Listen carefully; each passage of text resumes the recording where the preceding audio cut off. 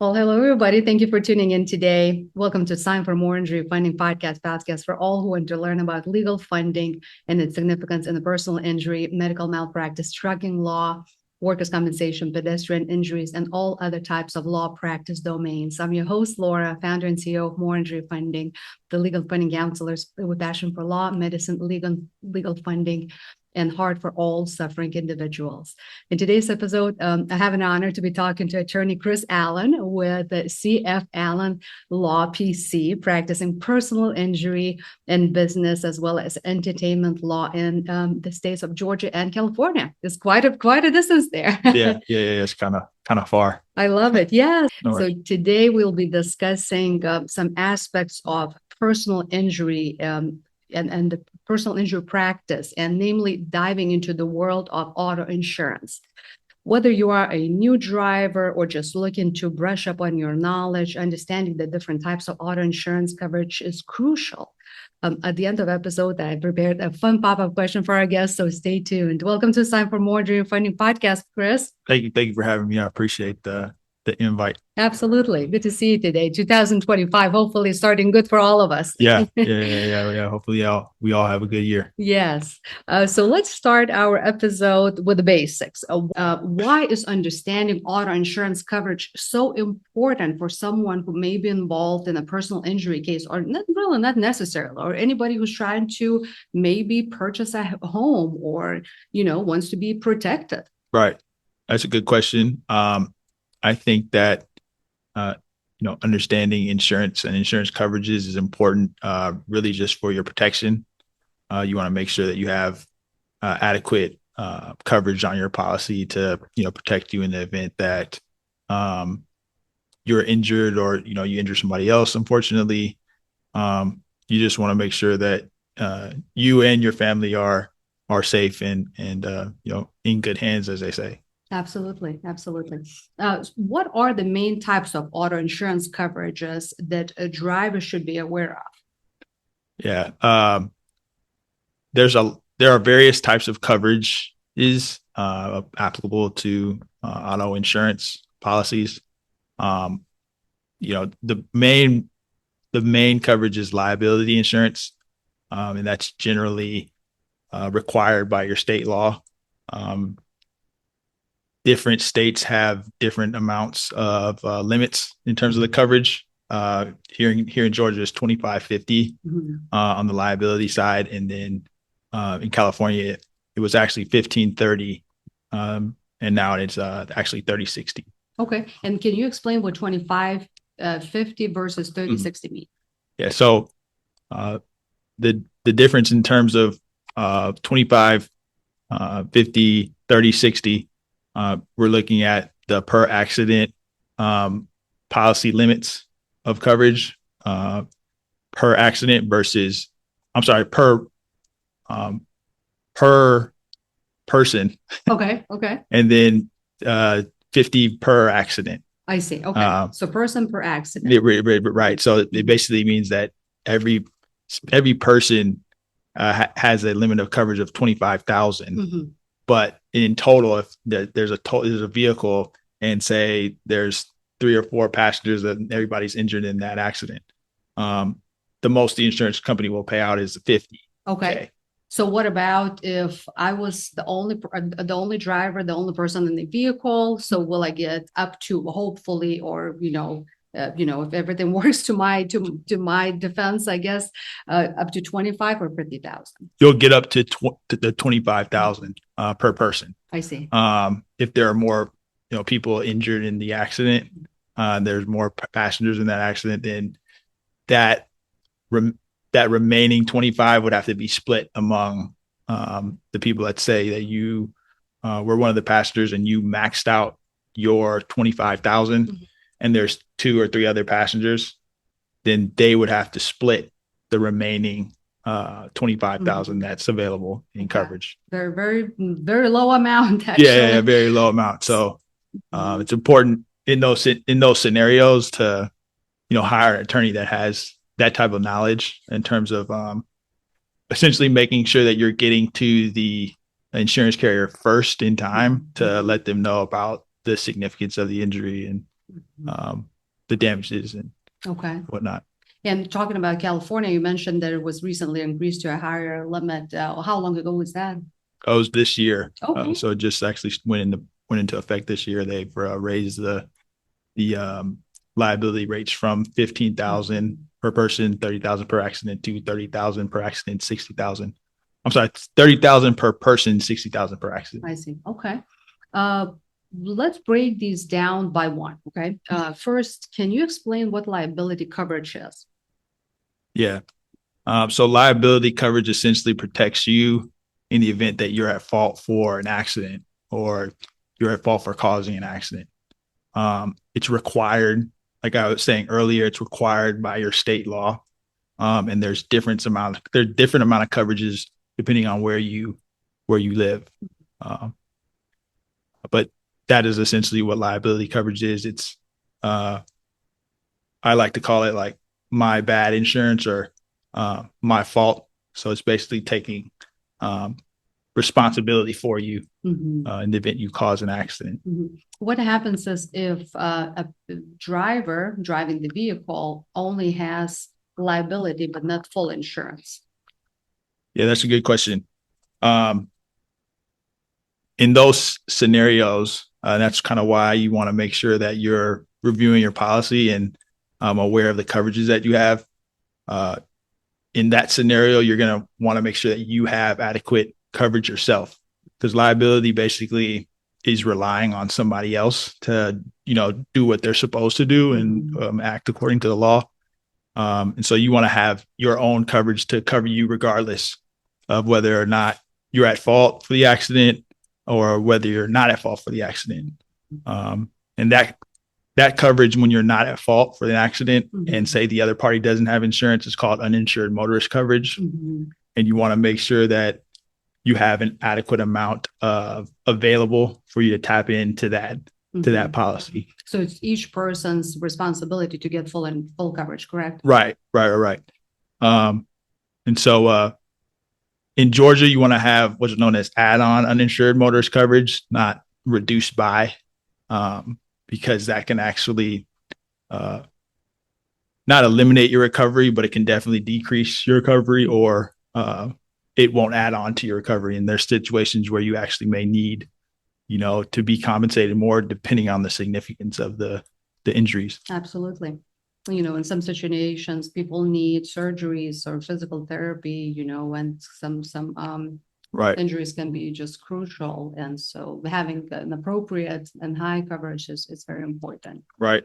And then, it's just some people don't drive with insurance, and so you need to make sure that you're doing what you can to protect yourself. And usually it's just a conversation with your insurance carrier that you want to add that coverage on to your policy. If anybody listening or viewing us today on this episode, and so if you know somebody or if you talk to a friend or neighbor and or family member and find that somebody's driving without insurance, make sure you call Chris right away, please, and we'll provide you the phone at the end of this episode. Okay. Yeah.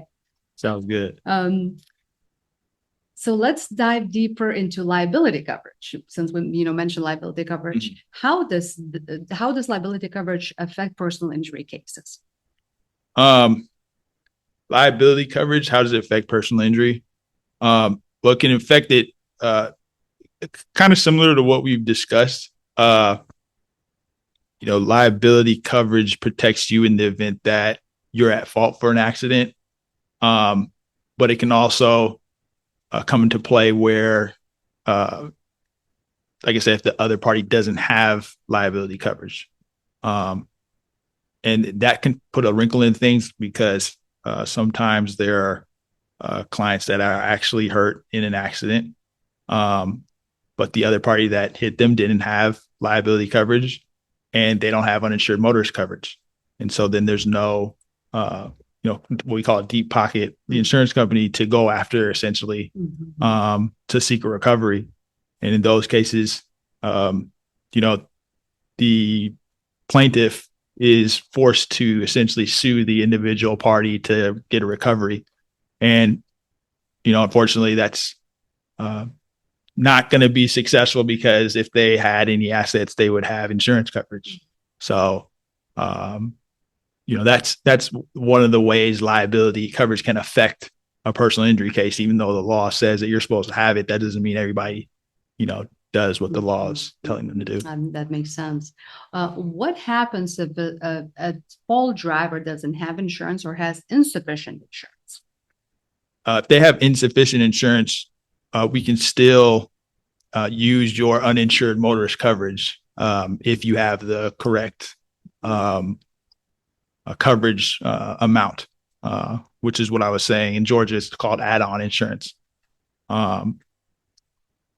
That essentially will apply if your injuries are not going to be fully compensated from the liability party, and you can go after your add-on insurance coverage. And you can tap into that available coverage to make you whole, as what they say. Okay, that makes sense.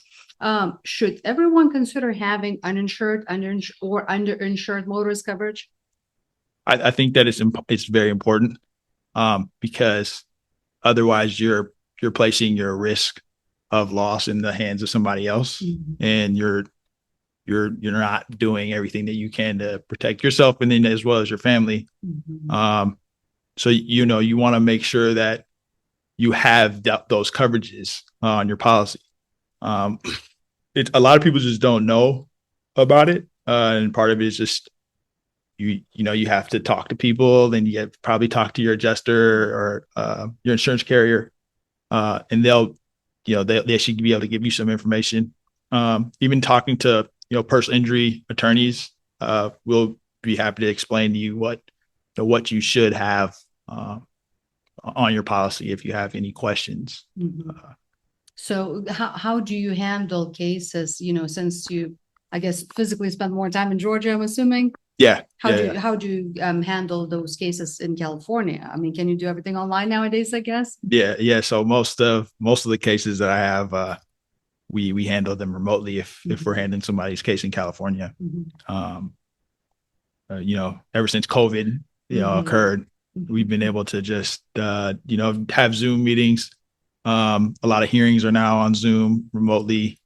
A lot of clients are more willing to hire an attorney, even though they're not physically present in their state or location. Thanks to Zoom and all the good remote apps. Yep. So, and what about collision coverage? How does it different from liability coverage? Right.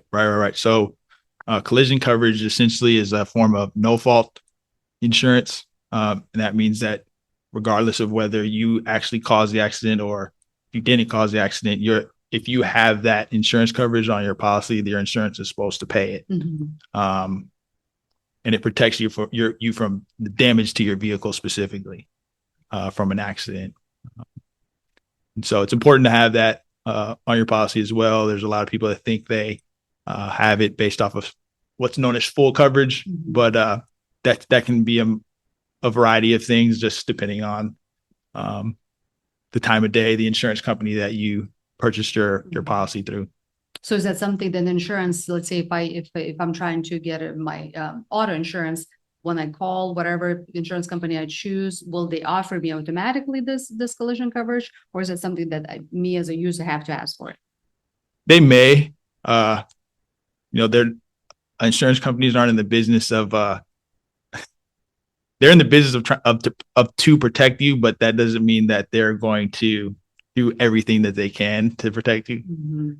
And in that sense, you do want to, ask for those types of coverages. You want to ask. They're gonna offer you liability for sure, but you want to, ask how much coverage is there. Can I add on uninsured motorist coverage? Can you make sure that it's added on coverage, not reduced by? Can I have collision? Can I have comprehensive? Like, you want to ask these types of questions when you're purchasing your policy or shopping your policy. Okay. Compare the premiums that you're paying and what they're offering. All of that is important. And often people believe that, when they shop for new or different insurance, that their credit history will be pulled. Is that correct, or is that wrong? Not to my knowledge. I've never actually heard of that. I don't believe that either. So Yeah. don't be afraid to shop around, you know. But I have heard of situations where we'll have clients that will sign up and they're concerned and afraid to use their insurance because they're thinking that their premiums are going to go up. But here in Georgia, at least, if you're not at fault for the accident, your premiums can't. The insurance company can't raise your premiums because you are in an accident. And it's counterintuitive to not use your insurance because it's almost like, well, what are you paying for? Essentially, you're just giving the money away. Absolutely. So when you need it, you want to use it. Absolutely. Absolutely. I'm glad you explained it so well. Now let's talk about personal injury protection, or PIP, PIP for short. How does PIP work in the context of personal injury claim? As of today, based on on my Google research, 16 states require PIP, but it does not include Georgia or California, the states where you are licensed to practice at.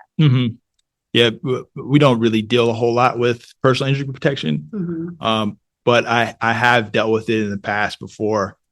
Sometimes we have cases where somebody may be in an accident, but the policy is written in, I don't know, I think it was Washington, where they had a PIP policy. And it essentially works as like a med pay coverage. We have med pay in Georgia and California as well. And it provides coverage for your medical expenses. So if you go to a doctor, they're supposed to pay out that coverage if you have it on your policy. It's also a form of no fault coverage like collision. So if you, regardless of whether you cause the accident or not, they're supposed to pay it. PIP also can cover, it's like a wage replacement, to my understanding as well. So you can claim lost wages through it, and not in the same context as, med pay. Very interesting. I didn't know that fact. Interesting. Are there any limitations to PIP coverage that listeners should be aware to or of? Any limitations?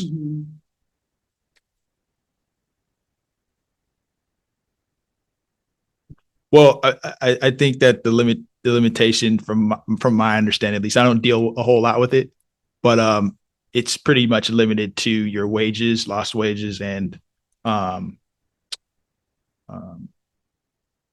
medical expenses. There may be some additional coverage that it applies if there's some damages you sustained that flow from the accident, and they're reasonable, but that's kind of how I understand the limitations of PIP. I see. Okay. Chris, how does medical payment coverage differ from personal injury protection? Or is there a difference at all? It's kind of similar from my experience with it. Like I said, the main difference is that MedPay is really specific for medical payments and medical expenses. Medical expenses that are related to the injuries and the accident. PIP kind of adds on an extra layer where you can actually claim wage replacement there as well. I've had some experience with PIP requiring some type of reimbursement, or there's some subrogation process, I think, with PIP, which can differ from MedPay. MedPay is it's not a it doesn't require the insurance company to essentially subrogate and get payment back, because it's a form of no fault insurance, and you just get to essentially keep that extra compensation for your injuries if you have that on your policy. Thank you for clarifying this. It sounds like each type of coverage has its own benefits. How can listeners and viewers determine what types of coverage they need? Well, I mean, I think first you should think about your family. If you have a large family, you want to make sure that you have enough coverage there to protect everyone. The next thing I would think about is, your assets. If you have a lot of assets, if you have a lot of maybe real estate, things of that nature that you want to protect, you should consider getting the coverages we've kind of outlined: liability, uninsured motorist, collision, comprehensive, and then maybe even adding on a umbrella policy that will essentially provide you with coverage in excess of the coverages listed on your auto policy. And the umbrella coverage, is that something that the same insurance insurance company would offer? That's correct. Okay. Usually I've seen umbrella policies up to $1 million. Okay. And so that can provide you with some extra coverage in the event that, hopefully not, this doesn't happen to you, but, in the event that you were to cause an accident or be liable in a situation where the damages exceed your policy limits. Is that common? Like, do you think most attorneys have umbrella coverage in addition to their regular all-inclusive coverage? I think most of us do, just for protection. And you want to make sure that you have adequate insurance coverage to protect you. So. And do you think that's is that so much more expensive? Yeah, it can be a little more costly. But it's a situation where if you want to add on an umbrella policy, you're kind of comparing that to the assets and the value that you have and that you want to protect. So the idea is that it will cost less over time, and you're just running the risk of it happening. And I guess that goes back to what we talked about in the beginning of the episode, is that insurance is a hedge against risk. So you want to make sure that you're just protected. Sometimes you may not even use it, but you want to just make sure that it's there. That's a great advice, Chris. Are there any common misconceptions about auto insurance coverage that you would like to address? Common misconceptions. I think the main misconception is full coverage. When somebody says that you have full coverage insurance, that doesn't mean that you have any particular type of coverage. It's just usually like a bundle of random insurance coverage, usually like a combination of liability, comprehensive, and collision, maybe. Sometimes they may throw an uninsured motorist in there. Sometimes they don't. It just depends on the day and the insurance company you're using.